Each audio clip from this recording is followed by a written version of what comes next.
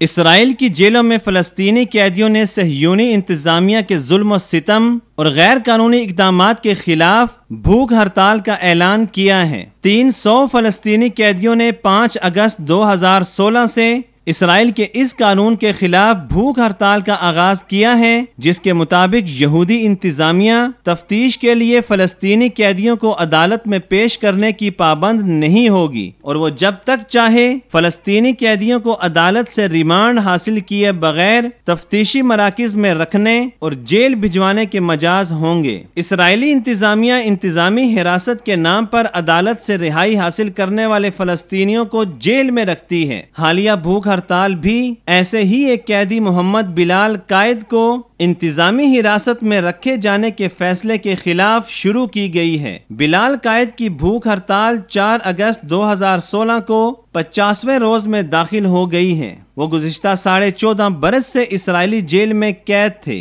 رواں برس جون میں ایک طویل قانونی جنگ کے بعد یہودی عدالت نے ان کی رہائی کے احکامات جاری کیے ہیں، تاہم اسرائیلی انتظامیہ نے انہیں انتظامی حراست کے نام پر حراست میں لیتے ہوئے انہیں رہا کرنے سے انکار کر دیا ہے۔ صہیونی جیلوں میں فلسطینی قیدیوں کے امور کی تنظیم نے بتایا ہے کہ اس احتجاج میں 300 قیدی شامل ہیں۔ اسرائیل کی ایشل اور نفحہ نامی 2 جیلوں میں 285 قیدیوں نے بھوک ہڑتال شروع کی ہے۔ ان کا کہنا ہے کہ انہیں یہودی انتظامیہ کی جانب سے غیر انسانی سلوک کا سامنا ہے۔ یہودی انتظامیہ ان کی کوٹریوں میں داخل ہو کر ان سے تفتیش کرتی ہے، جبکہ تفتیش کے بہانے انہیں شدید ٹارچر اور ذہنی تشدد کا نشانہ بنایا جاتا ہے۔ فلسطینی قیدیوں کو ایک دوسرے سے ملنے سے روکنے کے لیے انہیں مختلف جیلوں میں تقسیم کرتے ہیں۔ اسرائیلی انتظامیہ 4 اگست 2016 کو ایشل جیل سے 135 فلسطینی قیدیوں کو نکال کر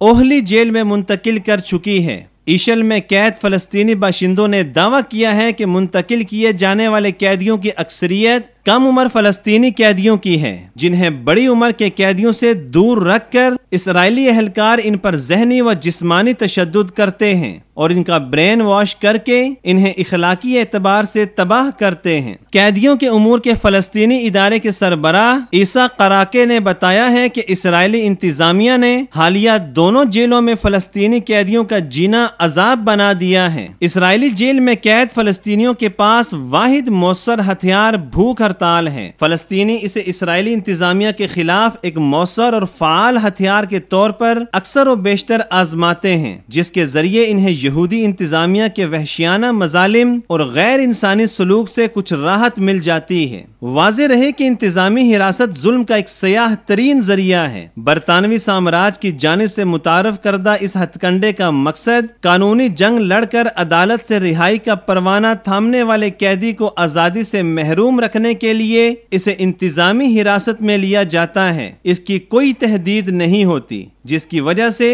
انتظامی قید کئی برس تک پہنچتی ہے۔ اس وقت مختلف اسرائیلی جیلوں میں 700 فلسطینی باشندے انتظامی حراست کے نام پر اذیتیں برداشت کر رہے ہیں۔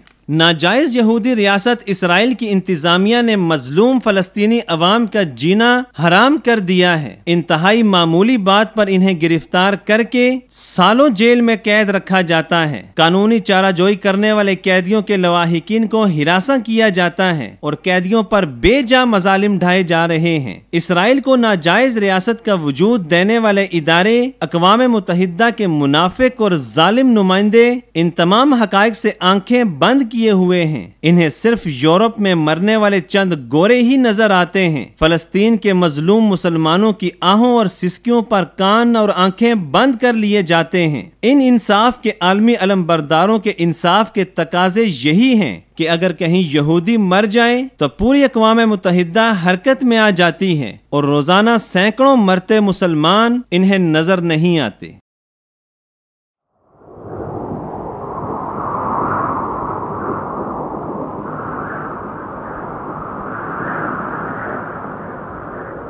اخوت و محبت کا علم بردار وصال اردو